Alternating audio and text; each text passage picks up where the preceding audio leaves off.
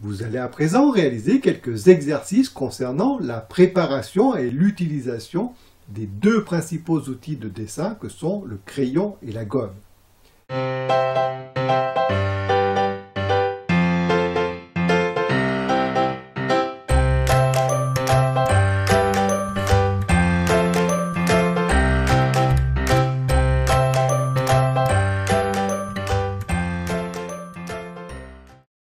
Comme je vous le disais dans la leçon, il est possible de presque tout faire à l'aide d'un simple crayon graphite, mais pour cela, bien sûr, il faut l'avoir correctement taillé. Bien que cette opération soit évidente, je vais quand même vous donner quelques conseils pour la réaliser. Il existe en fait plusieurs façons de tailler la mine d'un crayon, et à chacune d'elles correspond un type de trait bien spécifique. Je vais vous les présenter plus loin et vous pourrez les utiliser au fil des exercices accompagnant les différents cours, notamment celui sur le croquis.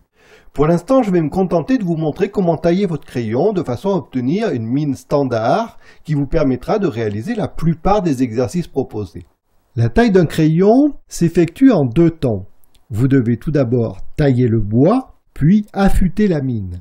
La taille de la partie bois peut être réalisée à l'aide d'un taille-crayon, mais cet outil n'est pas vraiment adapté au dessin. Les taille-crayons, surtout lorsqu'ils sont de mauvaise qualité, ont en effet tendance à broyer le bois et à casser les mines.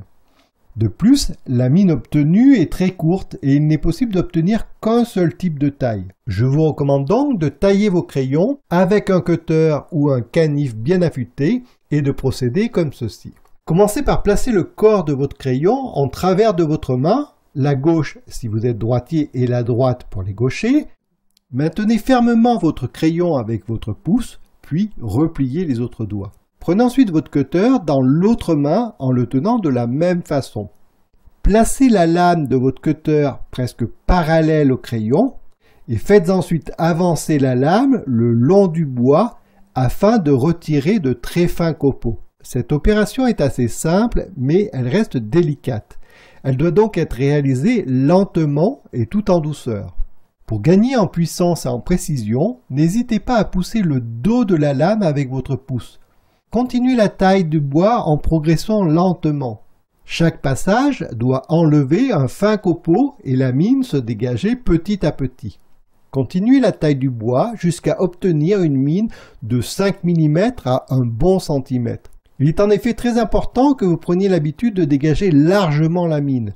Une mine de 5 mm à 1 cm, voire 2 cm, vous évitera tout d'abord de répéter trop souvent l'opération de taille.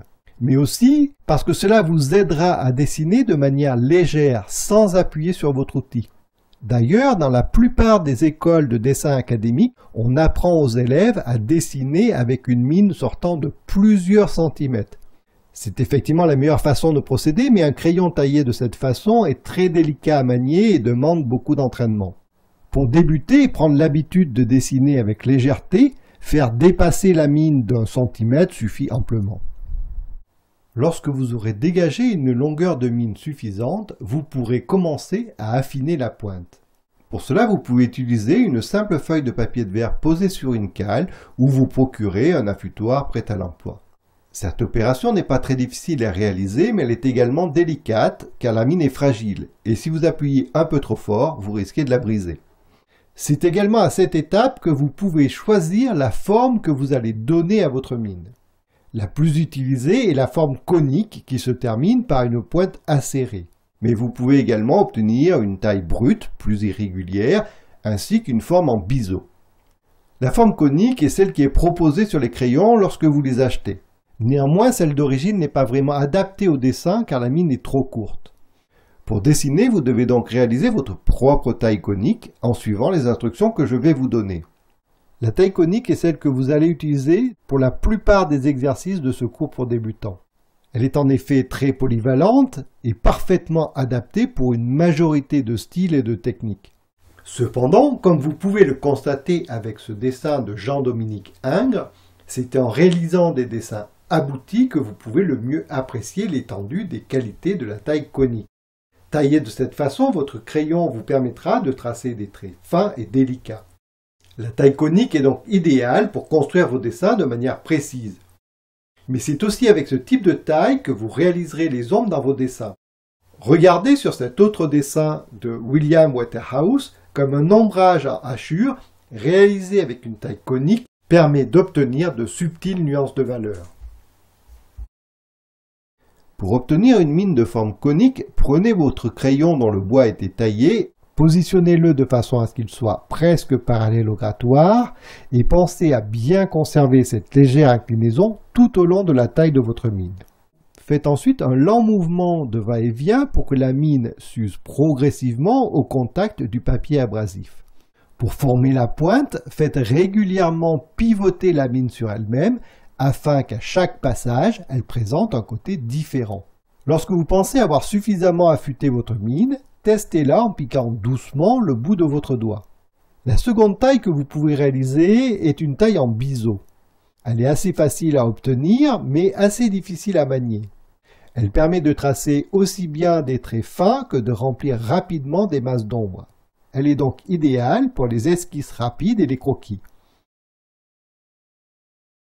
Regardez par exemple ce dessin de Jean-François Millet,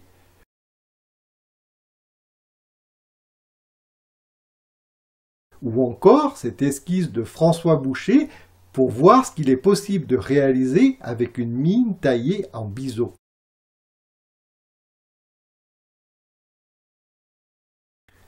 Pour obtenir une taille en biseau, il faut cette fois frotter votre mine sur le grattoir en formant un angle d'environ 30 degrés. Comme pour la taille précédente, faites ensuite un mouvement de va-et-vient, mais en gardant la mine toujours tournée du même côté. Vous obtiendrez ainsi, après quelques passages, une mine présentant un bout plat et en biseau. La dernière taille que je vais vous présenter est nommée la taille brute. Elle aussi est principalement utilisée pour les esquisses et les dessins rapides. Regardez par exemple ce que l'on peut obtenir avec une mine taille brute sur ce dessin de Jean-Baptiste Greuze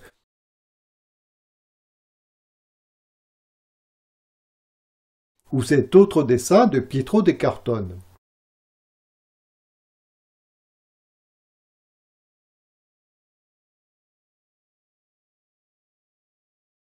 Comme son nom l'indique, la taille brute est une taille relativement grossière, mais ce n'est pas pour autant une mine non taillée.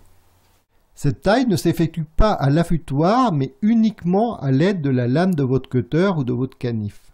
Elle est donc un peu plus délicate à obtenir, mais elle est également plus difficile à utiliser qu'une mine conique. Pour réaliser ce type de taille, grattez la mine de graphite délicatement avec le tranchant de la lame, tout en effectuant des rotations du crayon afin d'obtenir une mine irrégulière présentant des facettes grossières. Vous savez à présent tailler votre crayon de différentes manières et je vous propose maintenant de passer à quelques exercices qui vont vous permettre de tester les différentes formes de taille.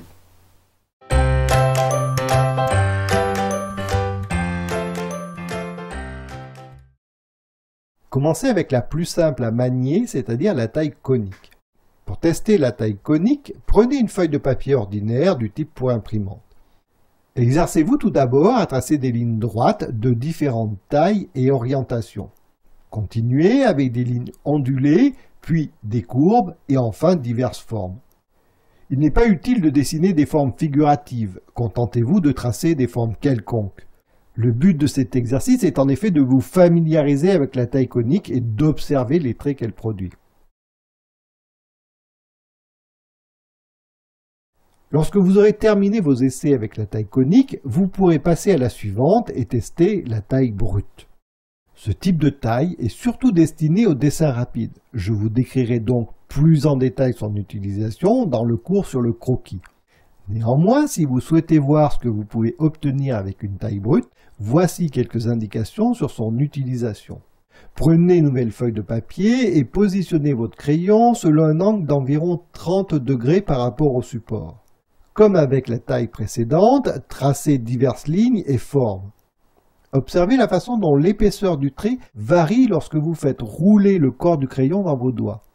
Ce type de taille permet en effet de produire une grande variété de lignes. Cela donne un caractère affirmé au dessin qui convient parfaitement aux formes de dessin spontanées. De nombreux artistes ont ainsi utilisé la taille brute pour réaliser des études et des esquisses préparatoires. Vous pouvez à présent, si vous le désirez, tester un crayon avec une mine taillée en biseau. L'utilisation d'une mine en biseau est un peu différente et plus difficile que celle d'une simple mine conique ou une taille brute. Si vous voulez exploiter ce type de taille, il vous faudra donc vous exercer suffisamment. Là encore, vous trouverez des exercices adaptés à ce type de taille dans le cours sur le croquis. Pour utiliser votre mine taillée en biseau, présentez le côté fin du biseau en veillant à ce que le corps du crayon forme un angle d'environ 45 degrés avec le papier.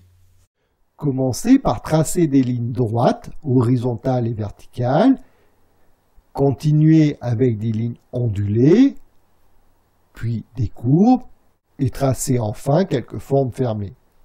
Lorsque vous maîtriserez le tracé fin, testez les traces larges. Posez cette fois le côté plat du biseau sur le papier en inclinant votre crayon selon un angle d'environ 30 degrés. Remplissez les formes fermées en traçant de courtes lignes parallèles. Les traits obtenus sont ainsi beaucoup plus épais que les précédents. Vous remarquerez également que plus vous maintenez le crayon vertical, plus les traits s'affinent. Alors bien sûr, vous n'avez pour l'instant réalisé que quelques tracés sommaires, mais ne vous inquiétez pas, nous allons poursuivre l'utilisation de ces outils dans la leçon suivante. Mais vous aurez surtout l'occasion de développer votre apprentissage du maniement des outils en pratiquant les divers exercices qui accompagnent ces leçons. Je vous propose donc à présent de passer à la vidéo suivante afin de découvrir quelques conseils sur l'utilisation et l'entretien des gommes.